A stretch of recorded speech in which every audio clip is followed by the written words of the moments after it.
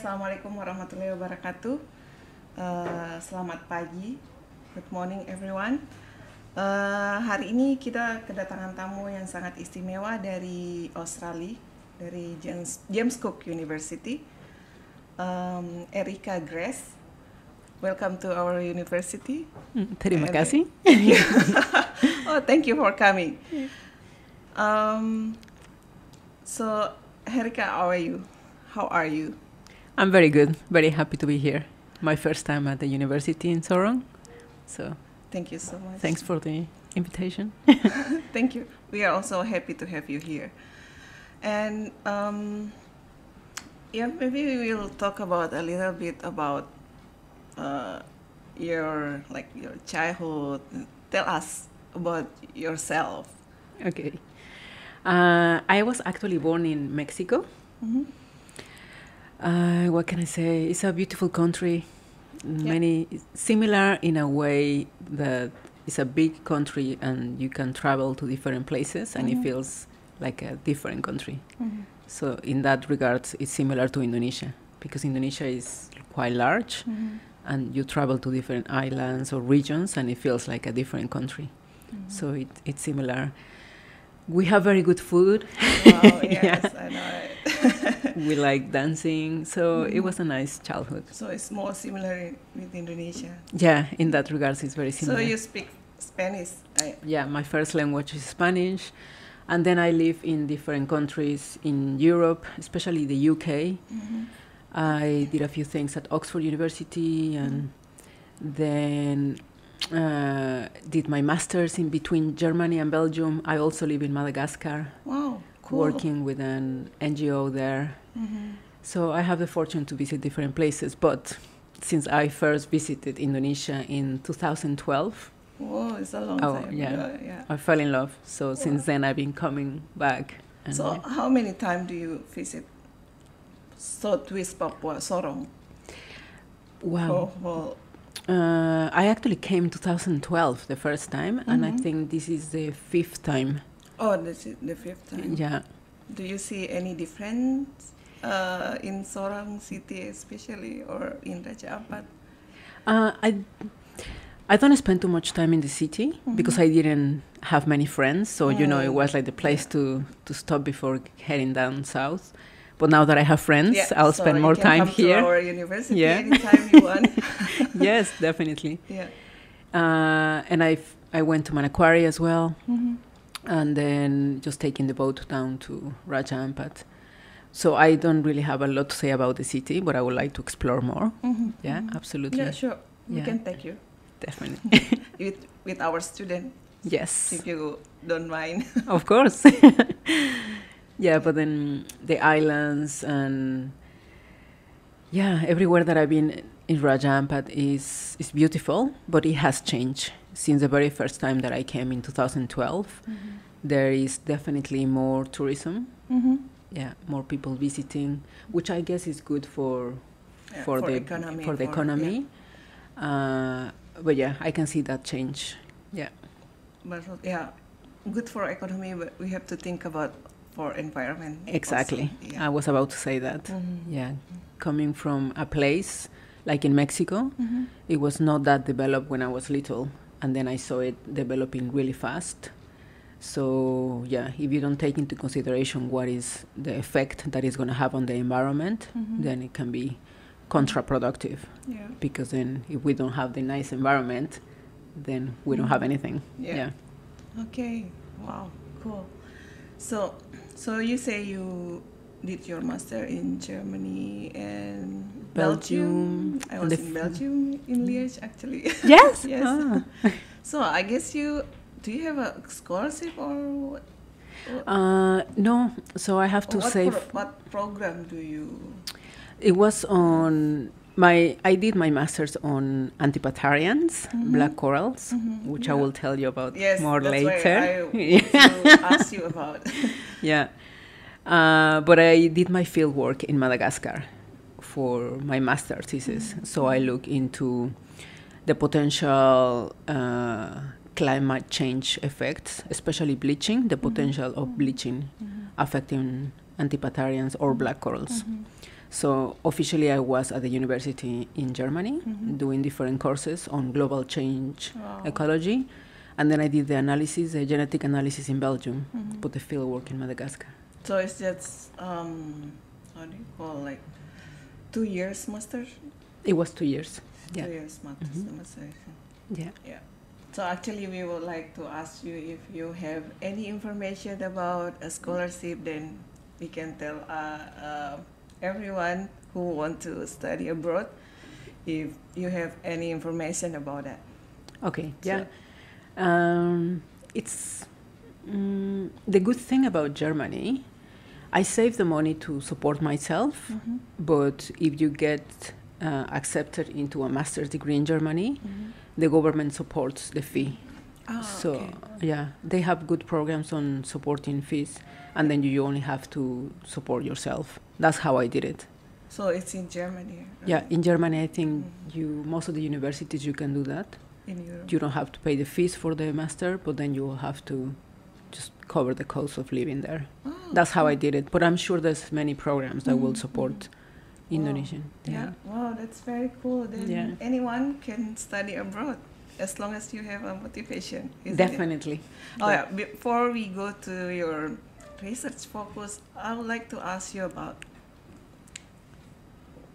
how important education for Erika Gress. I mean, yeah, can you tell us why education is important? In general, Yeah, in general. yeah, it's very important. It's very, very important in any regard. So knowledge is power, and with knowledge we can prevent things that are not beneficial for ourselves or the environment to avoid them. Yeah. So it's definitely very, very important. Yeah. And now I think it's easier to share knowledge. There's so much media, and it's most times for free, you know. If we look into the right places, we can find the information, and it's easily accessible. So that's good. But it's very important. Yeah. So guys, Erika say education is very important, so don't give up. No, definitely. The information is there. Just have to look for that.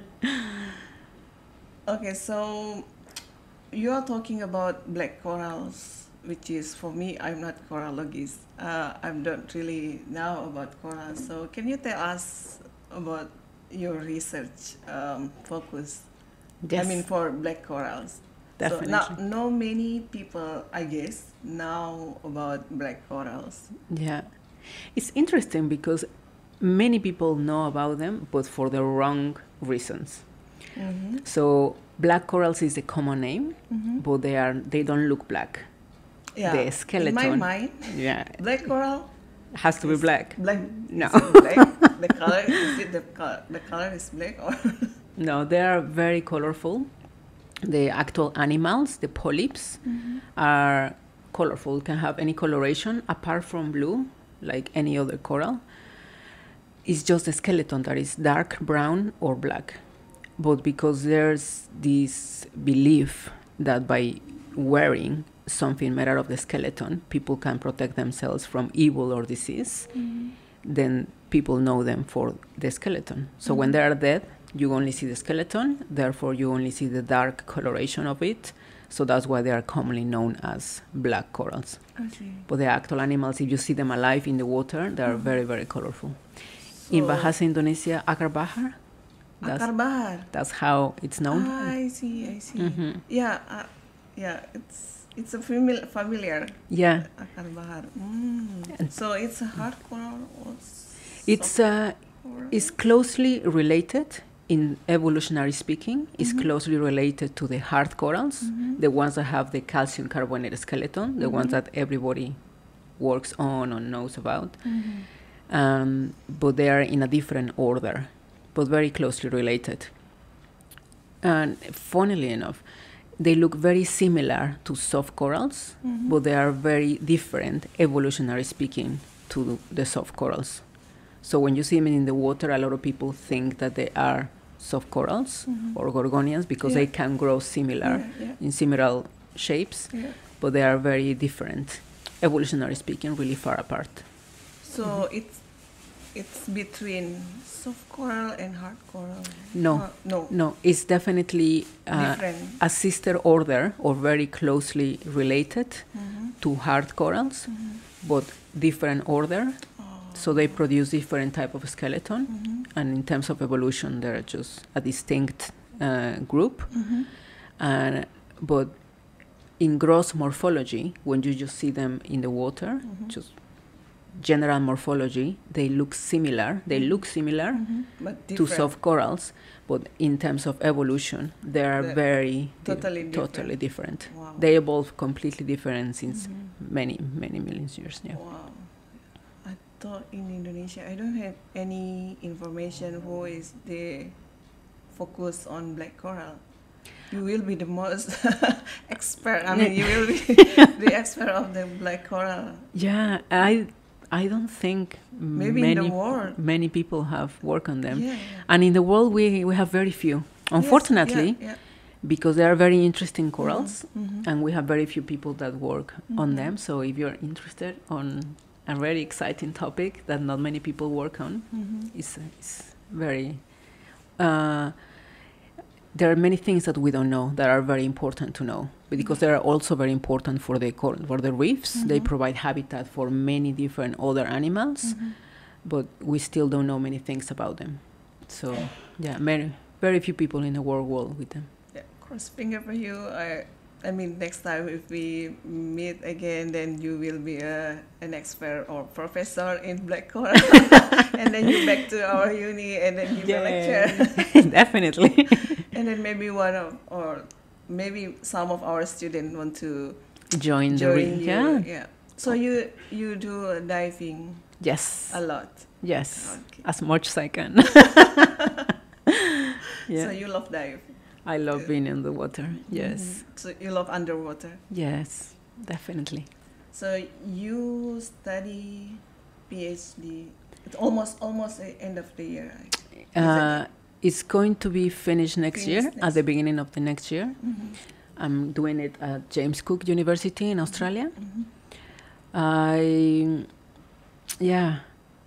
Originally I was thinking of doing a little bit of the research around this area, but then COVID came, so then I have to stay in Australia.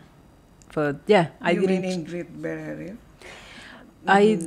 Yes, Do I you didn't. find black coral in Great Barrier Reef? Yeah, definitely. Black corals actually are in most oceans. The only place that we haven't found them is the Arctic, but every ocean. You dive in Arctic. No. What I mean, people haven't found them in the Arctic, okay. but every other place in the world, you can find black corals.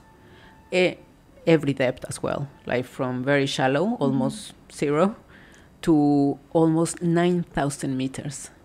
9,000 meters. They are the Wow. deepest corals ever found. Wow. So everywhere. Amazing. Yeah, there's Interesting. a few places in the Great Barrier Reef where there's nice populations of black corals there. So I did the research there. Yeah. Wow, it's a long research. I mean, you did a lot diving and Different places. Yeah, deep dive also. You did. Yeah, that's kind of how I got into black corals, because I used to do research I still do it, on mesophotic reefs. So those reefs are the ones between 30 and about 150 meter deep. Wow. Yeah. So those mesophotic reefs, the populations of black corals are very interesting as well. So we believe that the highest diversity and abundance of them as well are at those depths. So when I was doing research there, then many places I noticed quite a lot of black corals. Wow. And now I'm fully into Amazing. black coral research. Yeah. Yeah. A lady who dive, it's a deep dive is a wow. It's not that deep.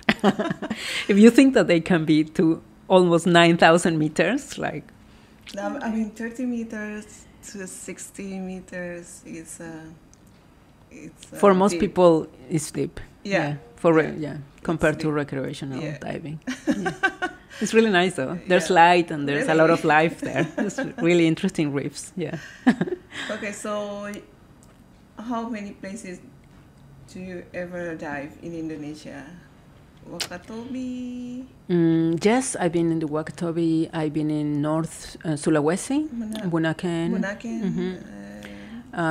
Bali area. Selayar, have you been? No. Selayar? No. Definitely it's close to Makassar. Okay, no.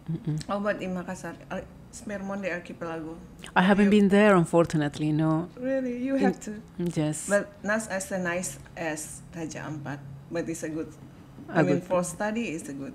There's some small island. Okay. So that's why we call Spermonde Archipelago, because it's like in a small archipelago over there. Small archipelago. Yes, I would. Yeah, it's a nice place to study, actually. Perfect. Yeah, everywhere that I go, I find interesting things and there's so many new places in Indonesia that you can explore. You wouldn't finish ever. So you have to come back. Yes, every time that I can, I'm going back to Indonesia. Yeah. Where else? I've been to Alor, Raja Ampat, and yeah, I think that's it. Sulawesi, South, and Wakatobi, and Bunaken, and Raja Ampat. Yeah, there's many more to explore. Really? I have to. So you've already explored many places in Indonesia, outside Indonesia. So may I ask you, what potential do we have in Indonesia? Yeah. Wow. I mean, maybe you can tell us so everyone knows. So, because not many people do dive in Indonesia.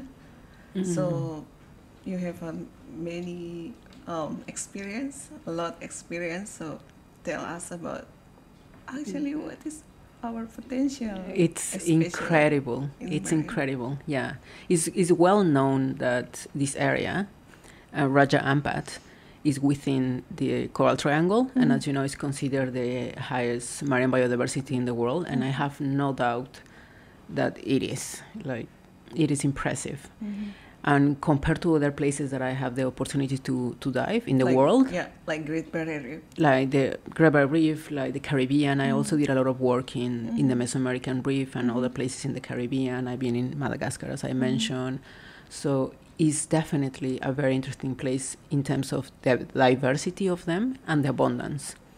And another very interesting thing for me is because they provide habitat for different other animals, the amount of these other animals, like macroinvertebrates, shrimps and crabs and all these other things that I don't even know what they are, it's incredible. It's mind-blowing.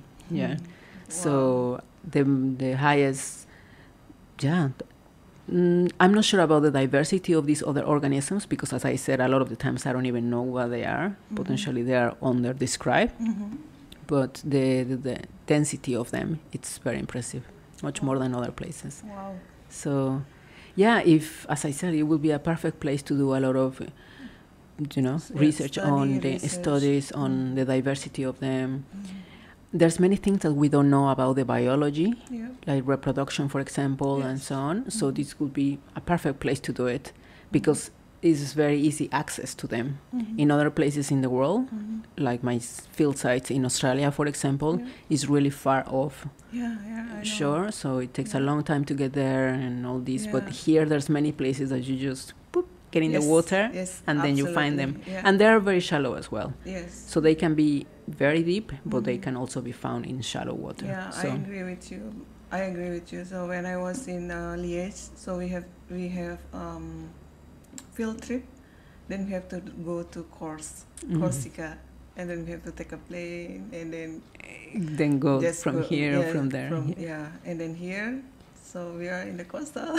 Yes, you can just get your tank, walk, and then you are jump there. And you find the most amazing marine life ever. It's a very interesting place, and that's also why the efforts on conservation and getting more information about what it actually is, what we have here or what you have here is very important. Yeah. Okay. Wow, it's amazing, guys. Yeah. So we have a huge biodiversity. We are the most, how do you call, like, a high biodiversity in the world. Yes. So maybe for the last, because we run out of time, what do you, how do you call, like, suggest for our young generation in Indonesia, especially in Southwest Papua, in Sorong, to take care about environment? So what they should do for take care the environment? That's a very good question. Not an easy answer because there's so many things that affect. So, as you mentioned, education is, I think, comes first. Knowing how our actions affect and in what way it affects the environment is the first step. And then if we know that by changing a few things that we do every day can prevent the environment from being destroyed, absolutely, it's something that everybody should try to do. And it can be in many different regards. It can be about not polluting, for example. Yeah, it's just one example. Plastic or any other type of rubbish, because it just breaks into very small pieces, like microplastics, as you know, and then gets eaten, and it has very negative effects. Other different things that are potentially beyond one single individual, but then if there's a lot of individuals that know about it, then they can work together against that. For example, water quality. So water quality in the ocean is very important. So if you don't have good water quality, or you have nutrients that get run off into the ocean, like nitrogen and phosphorus that come from sewage, then it can affect the environment in a really, really bad way and very fast. So again, it's potentially beyond just one individual action, but if a lot of people know about it and start working on it, something can be done. And it's knowing, getting this information, trying to do something. Sometimes we feel that us, like a single individual, cannot really make a change, but we can. We can. There's many examples. People think that, what if I just myself do that? Yeah. Like, keep the plastic bag and then didn't throw away in the ocean or in the river. Yeah, exactly. Sometimes it makes you, or you see so much, or you see many other people doing the opposite, that you feel that if you don't do it, it doesn't make a change. It makes a change because you give an example, and then other people might copy. And it's just, and in general, if we do good things for the environment, then it's something that is we depend on it. So it's beneficial for ourselves at the end of the day. So we have to start from ourselves. Yes. I mean, not use single-use plastic. One example. One example. Definitely. Keep your tumbler everywhere. It's a little thing that we can do for our environment. Yeah. And I will also invite everyone, like you, for example, to go snorkeling and diving. I know you enjoy it a lot. And just getting this contact with the amazing diversity that you have here. It's amazing. It's what, in my case, it what really motivated me. Just being down there and, enjoying it and seeing it is really a pleasure. Wow. So I'm very happy to be here. Thank you so much. It's really amazing talk. And then actually I have more question for you related to water quality and so on, but we have a limited of time. Next time. So next time we will invite you to come and then have a maybe focus on like one topic, specific topic. Perfect. Of course, anytime. Yeah. Thank you so much. Thank you so much for being here, and then we're happy to have you here. And then we have more collaboration in the future with our University of Muhammadiyah Sorong. Absolutely. Thank you for inviting me. Thank you My so pleasure. much also. Okay guys,